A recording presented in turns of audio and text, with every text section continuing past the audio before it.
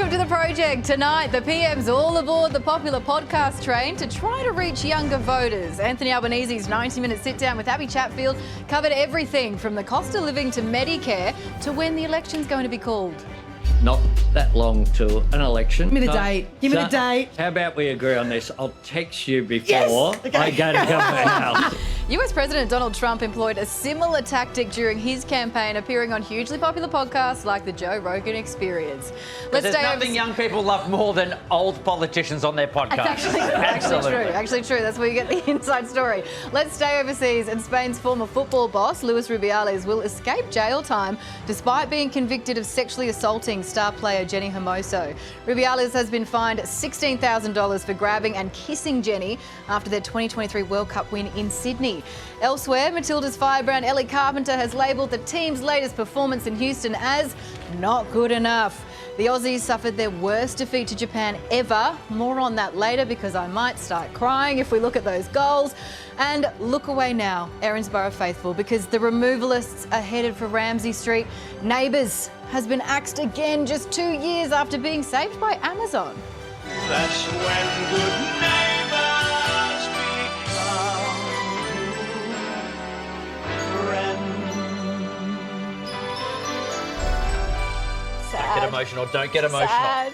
We are live from the lands of the Kulin Nation. A big Friday welcome from me, Rob McManus, Georgie Tully and Dave Thornton joining us tonight.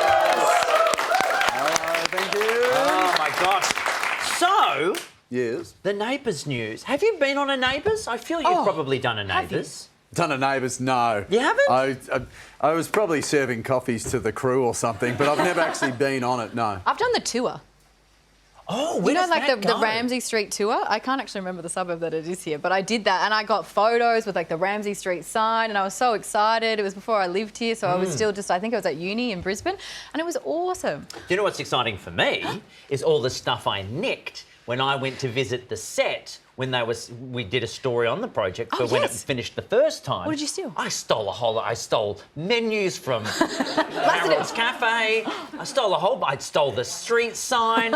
And then they said it's coming back. I was like, what was the point? Now's your time. Oh, and you know where all that sweet neighbours money has gone to? Amazon. Shocking news today. MI6 super spy James Bond, he may have been defeated because quite a few of his fans are worried about what direction Amazon may take with 007 because they just bought him today and have taken creative control of the franchise. So what will this mean for our plucky hero? He's fought metal-mouthed henchmen, swimming pool sharks and fellow beachgoers.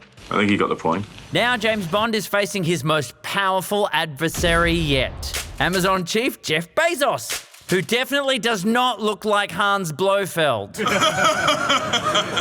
For more than 60 years, a single family, the Broccolis, has controlled the world's most popular spy series. Shocking. But after years of arguing over the direction of the franchise, the Broccolis have now shocked Hollywood by giving up their Vice-like creative control. They're handing the franchise over to Amazon MGM Studios. 4 years ago, Amazon spent about $11 billion to buy MGM, partly because it had Bond, and they reportedly just dropped an extra $1.5 billion to get the Broccolis over the line, which means everybody's favourite 2 words, cinematic universe. Could the fact that Amazon are now taking complete creative control mean that we eventually get some sort of TV version of James Bond? Yes, following in the footsteps of Marvel, Star Wars and pretty much everything else, we could see 007 heading for a world of spin-offs like, say, A Cue to a Kill, Moneypenny, Filing Frenzy, Baby Bond in Golden Nappy, M for Multiverse, Shaken, Martini Origin, that guy who kills people with a hat. I mean, all that would be plenty. Hi, I'm Plenty. But of course you are. So, will Bond's new quartermasters exercise some restraint, or will they make total use of their license to thrill? Do you expect me to talk? No, Mr. Bond, I expect you to die. Oh, how terrifying. So, how do the superfans feel about this news? Well, with us now is the head of James Bond Down Under fan club, Roberts. James Roberts. Sir, how are you feeling about this news? Shaken, stirred, where are we at? Oh, it's very much shaken and stirred. It wasn't really the package we were wanting to be delivered from Amazon, but it's here. And devastated can be one word. and then you're cautiously optimistic for the future of 007, that's for sure. But James, honestly, is this a universe we want to explore? Like, is there other characters that they're going to go into? You know, I don't know if I trust a movie called Pussy Galore, to be honest, but is this shaking up this formula? Is it a good thing? Look, it's 63 years of a family-run business, and now it's in a huge organisation. Amazon Studios, very experienced, some executives within that with franchises, so I'm sure, you know, Bond will evolve. You know, we've seen a certain point with Daniel Craig films being the 25th film. Obviously, he died. No Prime to Die is a good example of your slogans, but very much, I think, there's room for expansion. Well, you just made a massive spoiler for Dave Norton, who just only discovered. He hasn't seen the film, I'm so sorry. He dies. So here's the thing, right? So we have said goodbye to Daniel Craig. We haven't even got a new Bond yet. No. So who would you be looking at? Oh, look, I've been a big Aaron Taylor-Johnson fan for quite some time. Me too. I think he's got the gravitas, Me too, James, the physique. yes. He's got the screen presence, which is all And the, the physique. Did we mention the characteristics Barber physique? Broccoli Physique. wanted. Yeah. He's one. James, you are speaking my language. I am with you. Please, casting gods, call us. Thank you so much for your time, James. We Thank you. appreciate it. All the Our best. thoughts are with you. Hey, Georgie, I'm just workshopping here, right? Okay, Blue okay. sky meeting. Yes. Maybe a James Bond, you know, a bit more friendly, a bit more approachable. Yeah. Would say hi to your mum for you. Are you ready for this? Yeah. I would do it. Because I would do it. Like, You're like, the I'll call's get happening. back to you. Thank But you God know we'll- my favourite James Bond fact is that he's named after a bird watcher. What? So Ian Fleming, the guy who wrote the books, Yeah. was like, what's the most boring name I can think of for this guy to be incognito with? No. And found a bird book that was written by a guy called James Bond. He went, that's about the most vanilla name I can think of. Stop. So that's what my do you little think fun about this though? Because I mean, genuinely, I have been a Marvel fan for a very long time, but the cinematic universe is nowhere that I want to be anymore. Yeah. So if they were to do this with James Bond, which has been such a tightly held franchise, and then dilute it with different spin-offs and prequels, I don't need and any more I don't universes. No know. more universes. Yeah. We don't need James Bond with a Hulk that's the wrong colour. Yeah. It's ridiculous. Yeah. Stop it. That's what I agree with you. There's a story about his brother Alan Bond. Yeah, we've all heard that one. That one What's I going on? would watch. Yeah. We're going to have a break. We'll see you on the other side.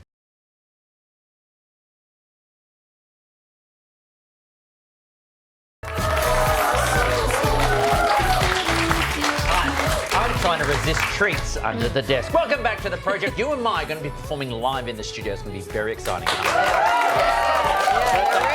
They're ready. Now, imagine one morning walking into your living room, Rove, and finding 18 snake eggs. What? Well, that's what happened to Tweedhead snake catcher Sarah Maley, who woke up a day after she removed an eastern brown snake from a local home, and it turns out They're heaps venomous. the snake, it was also very pregnant. Oh my God. So Sarah released the mum, decided to incubate the eggs that she'd found, and 2 months later released those babies into the wild. She sat on the eggs? Yeah, well, we could ask her because she's got more brave bones in her body than this entire panel put together. Would you please welcome Sarah Maley? Sarah, you obviously are a very good person, but if it was me and I'm looking at one of the most venomous snakes in the world, my first instinct would be to sell the house. Did you consider that as an option? I hear that a lot. Yeah, I do hear that a lot, definitely. Yeah. Now, you obviously didn't incubate by sitting on the eggs yourself. I joke. But what I know of baby snakes is they're heaps dangerous because, unlike an adult snake who knows how to control their venom, they are completely 100% venomous and will just use all of it. So how much death was there in your house? A lot. Definitely a lot. I called it a little box of death, so... Were you scared at all? Oh, no, it was a little bit hard because a few hatched on the first day and then over a 3-day period they all hatched.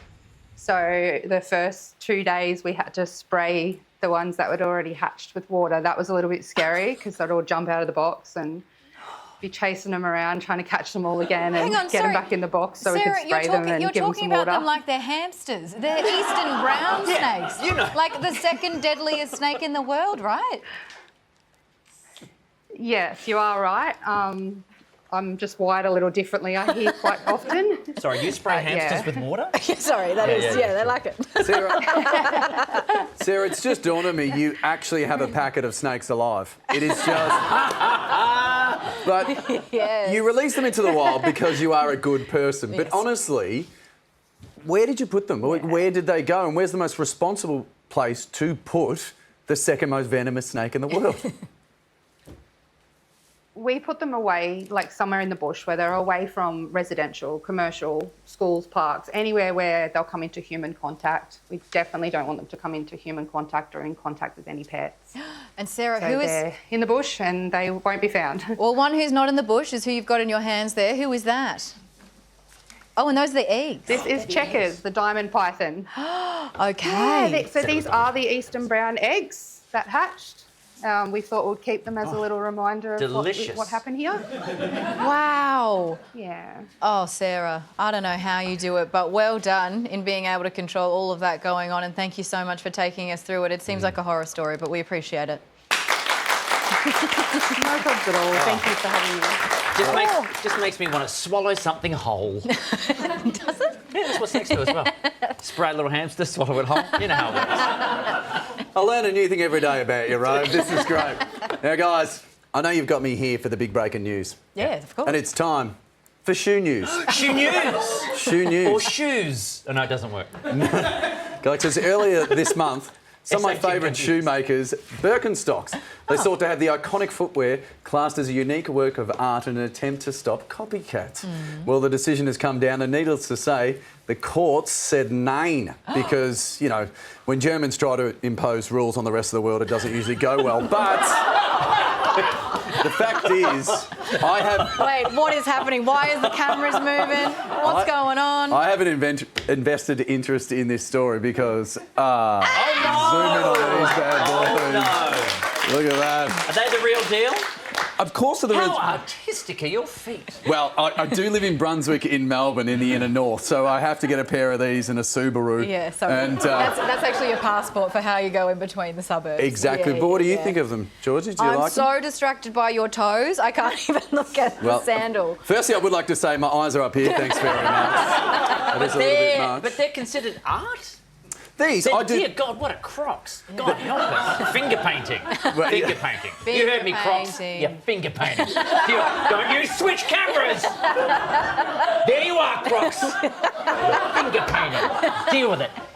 More project after the break.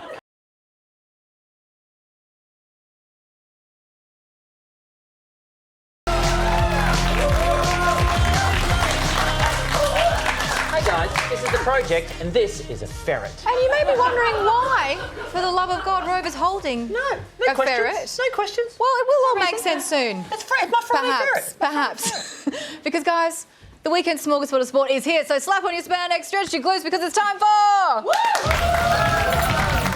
Yes, it's the weekend sporting G-Up, and with us is cricket journo Burrit Sundaresan, football commentator and expert friend Neve Owens, and with ferret in hand, it's Den Gilheeney to give us the lowdown on everyone's favourite sport, ferret racing. But first up, Burrit, I'm starting with you because I feel like that we have been absolutely spoilt for choice when it comes to cricket lately. So what's so special about our latest offering, the Champions Trophy? You know, we all have some relatives who are fun to start with, and then with time we move on from them and they're not so much fun. Would you still feel obliged to keep sending them Christmas cards and invites to parties, hoping that they never come, but they keep coming back? Now, that is the Champions Trophy. But they're also the same kind of guests who always bring you that one big expensive gift, which in this case is an India-Pakistan match. It doesn't happen bilaterally, so it only happens in these ICC events. So one more opportunity for the ICC to make a lot of money and all the stakeholders in cricket to make a lot of money. That is the relative that is Champions Trophy. Right, you're so right. And just quickly, how are the Aussies going to look for this Champions Trophy? And nobody's giving them a chance, which is when they're most dangerous. So hopefully they'll go and win. Oh, I hope so too. Next up, Nevo, who's joining us from Newcastle Stadium. Nevo, The She Believes Cup kicked off today. Now, I'm not saying she's lost some belief, but the Tillies, we went down 4-0 to Japan. What happened? Should I be panicking? Do you know what, George? You sound slightly panicky, and let's be honest, if this was the first game of the Asian Cup next year, yeah, we would be panicking. Thankfully, look, that's still 12 months away. But this is a game against the defending champions of the Asian Cup, who conceivably we could hopefully be meeting in a final in Australia next year. And they showed us today that they have a very clear footballing identity, and they are a much better football team than us right now at this minute. There's some serious work to be done, George. Yeah, speaking of serious work, my ferret just spilt water everywhere. Yeah, I'm so sorry, Nevo. Very excited for the game. Because Rove has a ferret and it has just absolutely gone to town on the water.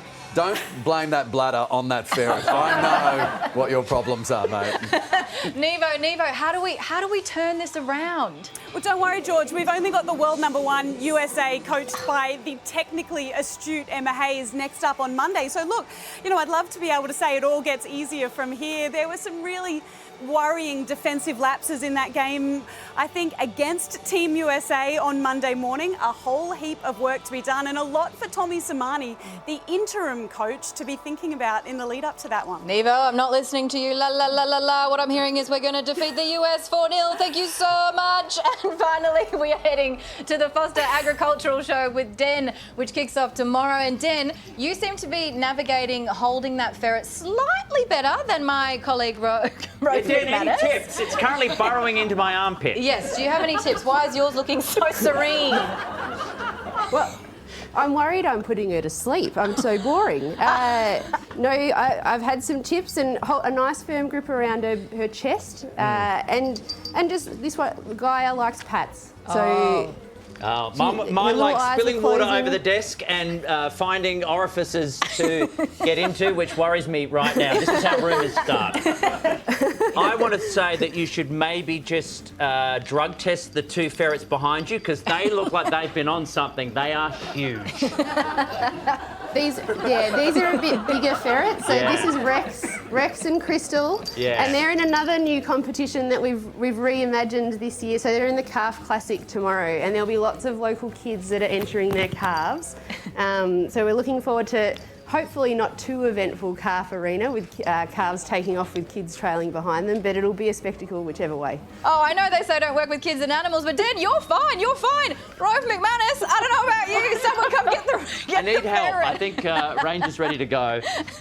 Thank you very much. Thank you. We've survived. That was the G-Up. Thank you, Barat, Nevo and Den. Thanks so much. This, sir. Goddamn ferrets. Sick of these ferrets. Ferrets are the crux of the animal world. The camera. This is my Ferrets and Crocs camera. Well, from ferrets to Fringe festivals, it's opening night of one of my favourites, Adelaide Fringe, tonight. So let's cross live now to one of my other favourite places, the Garden of Unearthly Delights, with our very favourite Dave Hughes and Geradline Hickey. I wish I was there. This is like I'm a celebrity reunion. Have you guys, I should guess at this point, have you recovered from the jungle? No. You never recover from the jungle. Yeah. We've gone from one jungle to another. This is just a different type of jungle here. More wild animals here in the Fringe Festival, though. Absolutely. We need a taser or an elephant gun. Now, guys, you got out of the jungle. There's some cute animals as well. You got out of the jungle. Yeah. You're back to society. I want to ask, what were your first meals when you got home? Was it takeaway? Was it fine dining? Or have you just got the taste now for buffalo penis and boar testicle or whatever the hell you ate out there? I had my first and only boar penis in the jungle. I did everything to stay in the jungle. I ate a boar penis and they kicked me out straight away. It's disappointing, to be honest. Yeah, How about you? I had a boar's bum, and then the only meals I've had are like at the airport. But there's plenty of food stores around here. I'm looking, there's no boar's bum here. There's no boar's bum. This is what I was thinking. You've come straight off the plane. At what point do you go, oh, shit, I've got to write a show now? Oh, just do it on stage. My first show starts in half an hour. I haven't written a thing. Well, I don't know if you need to because, I mean, Rove and Thorno, you guys, you look so happy whenever you talk about Fringe, whenever it's mentioned. It seems like it must be one of the happiest places on earth for you guys. What do you love so much about it? Oh, the audiences are terrific Yeah, here, for 100%. They get out and they're amazing. And also, look at this place. It's so fun. And there's rides. Yeah. We get to go on rides. Behind the camera is a Ferris wheel and it's going about 400 kilometres an hour. So I don't know what the operator's on, but I want some of it. It's crazy times. Absolutely. Well, look, Jez, I know that you've worked it into a show before. It could happen again this year. Hughesy, if all else fails, just improv. You know how to do it. You're a great crowd. You know. You can take it from there. Yes. But details on how you can get tickets to see Hughesy and Jez and anyone else at the Adelaide Fringe, head to our website. Please thank Dave Hughes and Geradline Hickey. We thumbs up. We thumbs up. Big crowd for me. Big Oh my gosh, they make it look so fun. All right, time for more of today's top stories. And commercial airlines flying between Australia and New Zealand are on alert tonight. Pilots are being advised to divert after 3 Chinese warships warned they were conducting live fire exercises in the Tasman Sea. Defence says there's no imminent danger, but the federal government still wants answers from Beijing. We do have concerns about the transparency associated with this and the notice, and I certainly will be having a discussion with Foreign Minister Wang about that. Suspected terror attack in Israel designed to cause mass carnage has miraculously failed to claim any lives. The explosions on 3 buses came just hours after the bodies of 4 Hamas hostages were returned from Gaza. The UN described the decision by militants to parade the coffins in public as abhorrent. Israel also claims the body of mother Shiri Bibas was not returned as promised. The Reserve Bank boss says it's likely there'll be another interest rate cut in the near future. But today, Michelle Bullock did admit the RBA got it wrong after the pandemic, reacting too slowly to rising inflation. She says she cut the cash rate this week because the board didn't want to be late a second time. Arguably, we were late raising interest rates on the way up. We didn't respond as quickly as we should have to rising inflation. And an Aussie influencer has sparked an online debate after revealing she finds concert goers... concert goers. They look amazing, filming themselves with the flash on. Really annoying. Jade Hebraki shared her experience after noticing the distracting habit at a Drake concert in Melbourne. It seems she's not alone. Her followers agreed concert etiquette just isn't what it used to be. So they had these flashes in their face like the entire time. And it's really distracting. And I kept watching one of the people had to move around the other 2 people to try to film things because the flash was in her phone and she couldn't, like the phone couldn't see anything. Now, as the youngest person on this desk, yeah, we saw footage of you then at the Was it concert. me? Do you have any problem with this whatsoever, Georgie? I don't love like the flash on. I think you can film yourself to your heart's content. You may not necessarily need the flash. Okay. You can just like be there in your own lovely bubble to reflect on later how embarrassing you looked. But at the time, best moment of my life. Makes for some great footage for us. I have no notes. Doesn't But it? isn't it half the time it's not your call? If you're filming at a concert at night, most phones will just automatically put that torch element on. Yeah, but that to me is actually, that's embarrassing. I'm like, I'll like throw my phone down. Did you really say a swear No, I word? said like that. I'd like throw my phone to avoid that. Yeah. So I got this. Yeah, okay. So when you put the flash on at a concert, no good. When I flash at a concert, no good. No, it's fine. That's fine. Just not in my face. Just not in my face. Okay. Over in the UK, and also young children, if you're watching, Georgie was going to say ferret. Ferret. Hey, over in the UK, this will make you say ferret. Good Morning Britain had a chat with Aria. Who is Aria, I hear you ask? Yes. Well, she's the world's most lifelike robot. See? Oh. You seem really easy to talk to. Thank you. I aim to make our conversations enjoyable and engaging. What else would you like to chat about? Why your face be so freaky? Hey, Rove, why is Siri drunk? That's a very good question, Dave. Well, look, I also found out that she does like to have a good time like a normal person. So tell me then, what do you like to do for fun? I love engaging in witty conversations, meeting new people, and exploring new ideas. It's like a party in my circuits. When you're programming the words, partying by circuits. Not good. This might in be that order. This might be a dated reference, but she's a Thunderbird. Like she is. That's what she looks That's like. A very much marionette. what she She looks like a marionette. Busted Thunderbird. And you're probably thinking, oh, she looks a bit potentially scary. And of course, we have to ask the inevitable question. Should we be afraid of you? Not at all. Oh. I'm here to enhance human experiences and provide companionship, not to instill fear, unless you're afraid of having too much fun.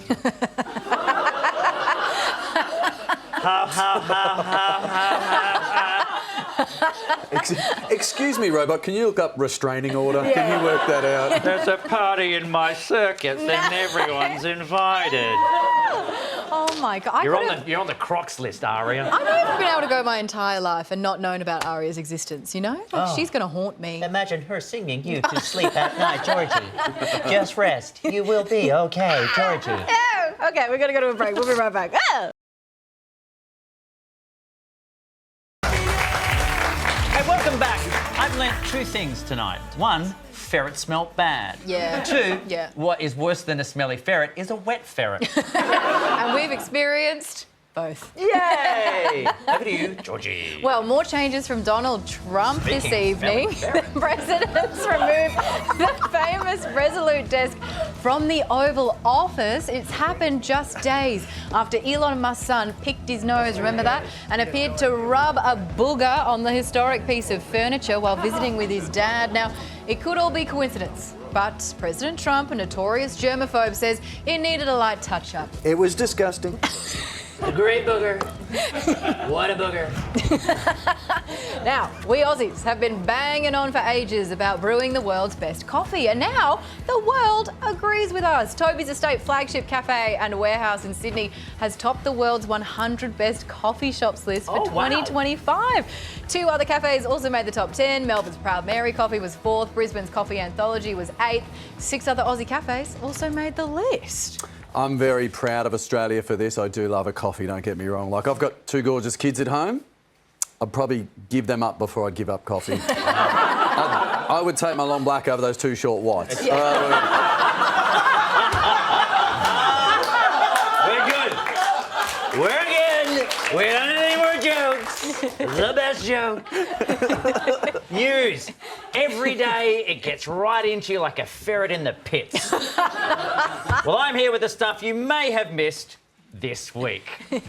Keep rolling, because I'm moving. Here we go. A Buenos Aires suburb overrun by capybaras is introducing contraceptive injections to help reduce rodent numbers. I say rodents because if you didn't know, capybaras are the world's largest rats. Yeah, world's largest root rats. The locals dealing with the problem were happy to hear the contraception news, but not as happy as the guy whose job would have been putting the little condoms on them. Yeah. Astronomers have detected what could be a second Earth, a potentially habitable planet orbiting a sun-like star, just like our very own, only 20 light years away. Okay. Excited scientists put out a press release saying, P.S. Don't tell Elon Musk. To the States, where the Trump administration has been forced to rehire more than 300 employees it hastily fired after realising they were actually highly trained specialists responsible for assembling nuclear warheads. No. Trump later doubled down, saying he doesn't get why there's so much confusion. I mean, it's not rocket science.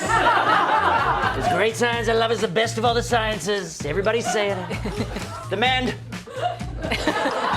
dubbed the father of Nutella has died in Italy at the age of 97. I know. Brutal. He was credited for having a big say in the naming of the product and how it was made. Okay. As per his wishes, his ashes were spread liberally over a slice of toast. Enjoy breakfast tomorrow. To Wales! And a couple have spent almost $600,000 buying and renovating a smelly and derelict old toilet block, turning it into a family home. What? The place used to be a real dump, but after the renos, it has plenty of space. There's even a home theatre, a study, and a turd bedroom. Dave Hughes has expressed interest as an investor. That was the wrap. You thought it was going to be a dump joke. I did. You thought it was going to be a dump got joke. us. I'm cleverer than that. Now, you've almost definitely heard about the so-called city destroyer asteroid that's hurtling towards Earth by now. And are we feeling scared? Yes. Well, never fear, Rove, because the Aussies are here. Today it was revealed that 2 of our very own local scientists are now running point on the global threat, and they've got you covered. There is one common threat to unite us. An asteroid could hit Earth within the next decade. A giant space rock heading our way certainly doesn't sound great. It is the size of the goddamn Statue of Liberty. I hope everybody is prepared, baby. So who do you call in the face of disaster? Wrong! You call this guy. Ed Cruisins is one of 2 Aussie scientists playing a key role to save the planet from asteroid 2024 YR4. Advising the UN on the potential city destroyer. If it will land over a city, it could damage a radius of 50 kilometres around the epicentre. So what are the chances this bad boy will actually hit us? NASA's not entirely sure, initially predicting a 3.1% chance before downgrading that to 1.5% just days ago. Their professional opinion? Now's the time to start planning. You can't half-ass this at the last minute. You need to have time to think about evacuating a city, or if you have to redirect the asteroid, if you do that a long, long time away from the potential time of impact, you have much more of a chance of deflection. There's a few cities in particular over South America, India and Africa that are near the range where this thing could explode. And that's like releasing multiple bombs over a populated area. That's going to do a lot of damage. YR4 will soon disappear from view. We won't see it again until 2028. So the Aussie space superstars are scrambling to learn everything about it while they still can. The current official plan coming out of the United Nations is to watch and monitor. We use a mission called DART, and DART did a head-on collision with an asteroid a few years ago to inject enough energy to give it a nudge. So, can the Aussies help defeat the destructive asteroid and save the planet Bruce Willis style? The dreams of an entire planet are focused tonight on those 14 brave souls. Scary stuff. Yeah. Took out the dinosaurs and now it could be us. But guys, honestly, what, so 7 years we've got this thing? Yeah. Why did I put money away for super? Like, why? If it's just all going to finish, I want that money now then. My question is, what does knowing what it's made of help? It's going to hit us. Yeah. Unless it's like made of Nerf stuff, then fine. But otherwise, it's like saying there's a car coming to hit you. What model of car? Yeah. What I love is that it's the Aussie aspect of this being, you know, The Dish. In my mind, the amazing movie. Great movie. Think of the movies that we can make after we save the world. Like, I thought you were going to say, what can we make about? We'll all be dead. no, because we're going to save everyone. We're going to save everyone. Yeah, we can save everyone. There's some actors from Neighbours that maybe are looking for work. They could be part of it. They could be part of it. Toadie saves the world. Is that what you're saying? We'll fire Toadie into the side of an asteroid. You've nailed it. Well, guys, before that happens, I've just been on the socials on the break and people are going crazy because they're like, Thorno, I need more shoe news. No one shoe said news. that. Oh, we need heaps more shoe news. No one said that. Hush your mouth. We've got a clip here of a guy in Sydney. It's going viral because at the end of a long Valentine's Day evening, he swapped shoes with his girlfriend. Isn't that nice? Oh. She complained her feet were sore. He then donned the high heels, walked around, and look at all this footage. People were filming him. Yeah, okay. There's Casanova strolling around, showing off his ankles, which is also a nice treat, I think. Sweet. I think you've got to agree with that. Yeah. And I know you're probably thinking, this is a strange thing to bring up. It's just that I'm really a high heel man myself, you see. Oh my God! Woof! It's that a heel is. perfect size. It's not just a shoe; it's also a contraception. You are not going to the ball, Cinderella. Not with those feet. Now, whenever you just wheel back, I'm like, oh no, what's happening? I think it smells worse than the ferrets. What perfect timing to bring our next guests, Aussie rock royalty. UMI are the kings of Aussie grunge rock pop.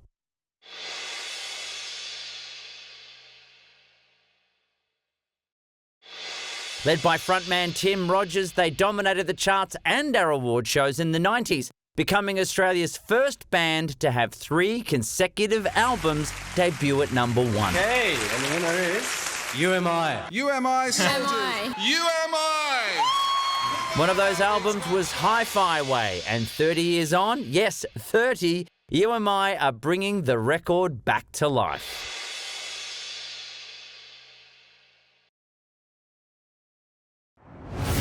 Yeah, please welcome You Am I, Tim and Andy!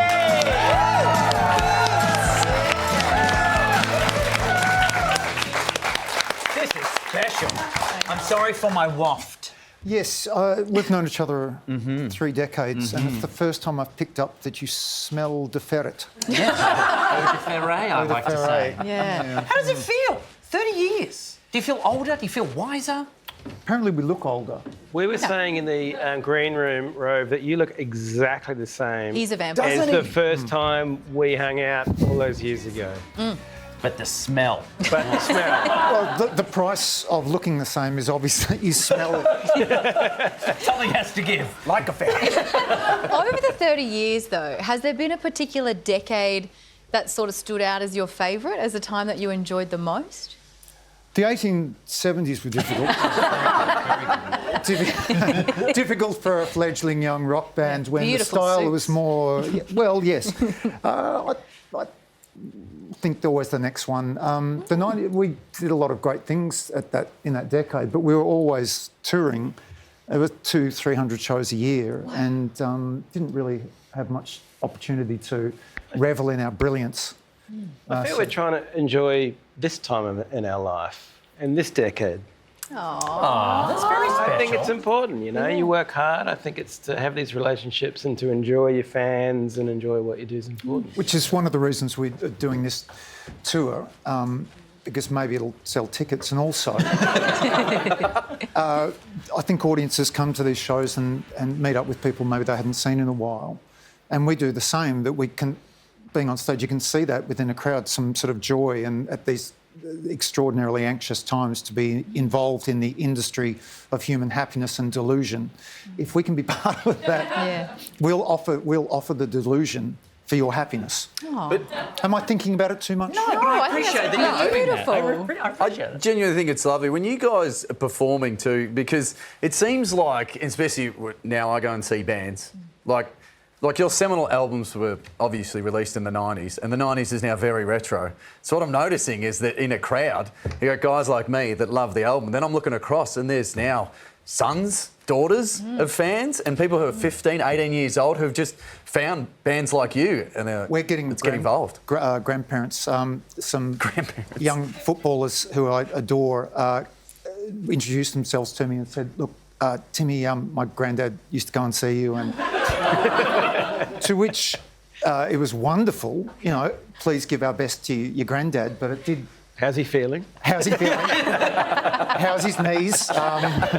Liver okay, but also the one where people say, "Oh, you don't remember me, do you?" And you meet it. Do you get that? Yeah, that's a tricky one. It's never going to end well. You do remember us, sort of. I want to say Roger. Roger Timpson. Roger Timpson. Come on. When you did the 20th anniversary tour, you actually wore the suits from back in the day. Do they still fit? Are you going to do that now? Did we? I like this though. Did it not? Did you not? Sonny, we're going to go with we're going to go with the narrative. Yeah. You remember those suits, don't you? We're going to wear those suits on this tour. What about purple sneakers? Because you're going to be performing purple sneakers for us as a fashion trend. Yay, nay, are you in, you out? Comfortable Where did they come from? I'm not a fan of comfortable shoes, so Thornton, we can discuss. Don't get them out again. You don't know what I'm wearing now. It's crazy. Tim, keep your legs down, please. It's not my leg, Andy, but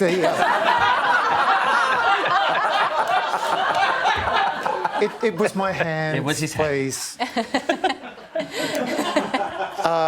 Where were we? The suits. Sneakers, but the purple sneakers. Well, they weren't in favour when I wore them to Westbourne Park Primary. My father encouraged me to buy these purple sneakers for my school uniform, and I was mercilessly mocked for wearing these purple sneakers. That's where the song comes from. It's dealing with the embarrassment of being bullied as a kid. But yes, for all of those considering wearing purple sneakers to the shows at any time, or anyone shows me which camera is on. That one. Wear whatever you damn well like. Yes. But don't dress for comfort. I love it. Dress for style, goddammit. Well, stick around because after the break, get your purple sneakers because the lads are going to perform their classic live in the studio, so do not go anywhere.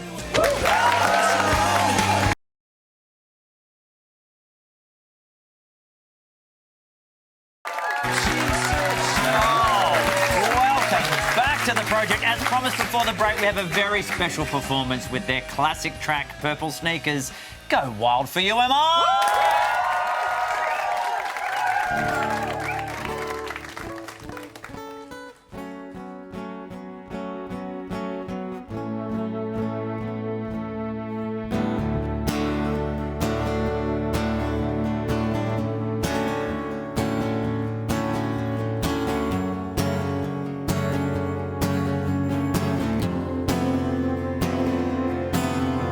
Scratch only you could itch underneath the Glebe Point Bridge.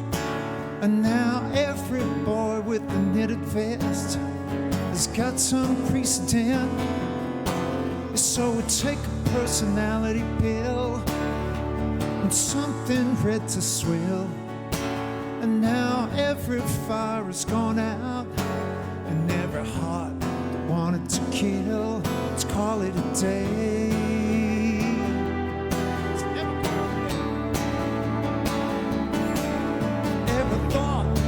That sound we'll have to hide till no one is around, 'cause there ain't no room in your city today for explanations that you just can't say. We found out what shame can mean. Purple sneakers and grey jeans. I never walked to school that once made sense. Sure, felt like an accident. Let's call it a day.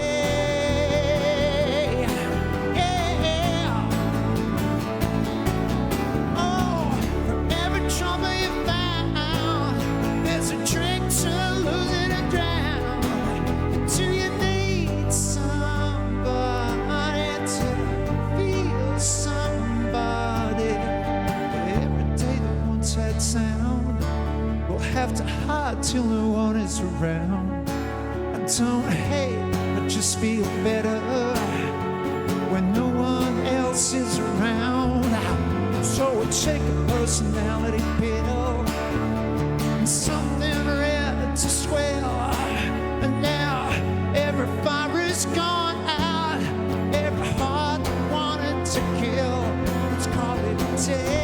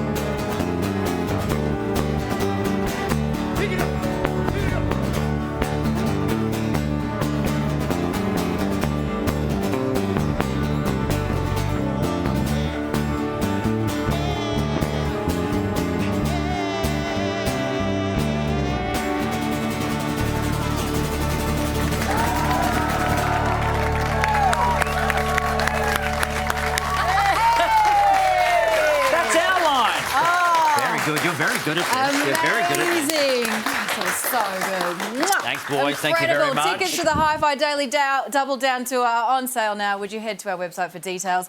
And out next Friday is the 30th reissue of Hi-Fi. Wave, please thank UMI!